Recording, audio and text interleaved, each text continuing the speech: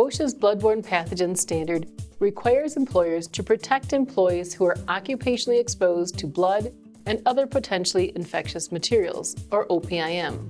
Occupational exposure means a person has job duties that involve the presence of blood or OPIM.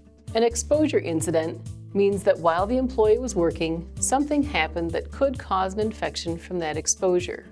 Bloodborne pathogens can be transmitted when a person gets blood or OPIM in their eyes, mouth, or open wounds, either through direct contact with an infected person, like when administering first aid, or when cleaning the area after the fact.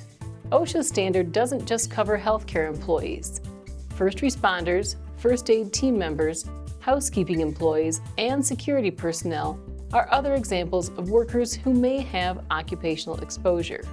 Exposure can be prevented or minimized in a variety of ways, including hand washing and personal hygiene, cleaning and disinfecting equipment, wearing personal protective equipment, proper disposal of contaminated waste, and by following universal precautions.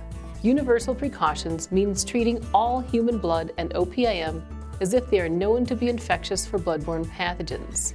Employees with occupational exposure must be trained prior to initial exposure and at least annually after that.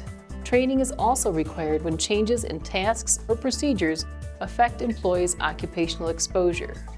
Jobs involving potential bloodborne pathogens are always hazardous, but workers can protect themselves on the job with thorough training and by following safe procedures.